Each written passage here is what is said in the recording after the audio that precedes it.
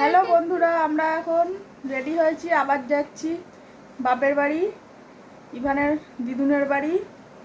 একটা কারণ আছে, পুজো আছে বাড়ি, মনসা পুজো, তো সেই ব্লগও আসবে। তো চলো দেখতে থাকো। না দেখো কেমন লাগছে আমার ছেলেকে, নিউ হেয়ার স্টাইল। বলো চুল কেটেছি, চুল দেখাও, চুল দেখাও, দেখেছো? চুল দেখিয়ে দিচ্ছে, নিউ হেয়ার স্টাইল। হ্যাঁ, কোথায় যাব আমরা? হ্যাঁ, সবাইকে টাটা করে দাও।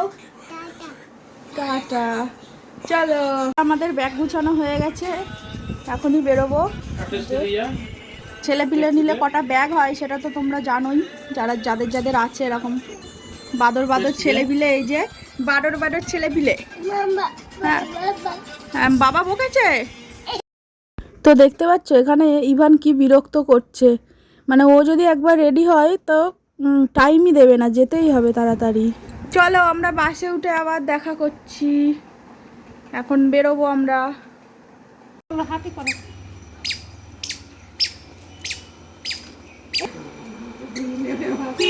তো যাব আমার ঠাম্মার সাথে। এই যে আমার ঠাম্মা ওখানে থাকে, একটু মানে 5 মিনিটের দূরে।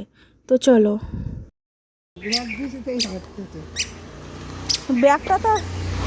ব্যাগটা তো ঘষে ঘষে নিয়ে যাচ্ছ, ব্যাগের নিচে তো ছিঁড়ে যাবে।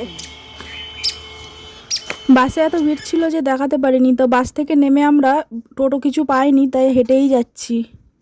তো বন্ধুরা আমরা পৌঁছে গেছি, মানে অনেক সময় পৌঁছেছি, সন্ধ্যার সময়। তা অনেক কষ্ট হয়ে গেছিলো, তো তাই আর আসা হয়নি। তো এখন মনে হয় 8টা বাজে। আমরা এই ফ্রেশ হয়ে একটু গা টা ধুয়ে এখন এই যে বসেছি, আর ছেলেকে দেখাতে পারছি না, জামা কাপড় সব খুলে দিয়েছি তো তাই।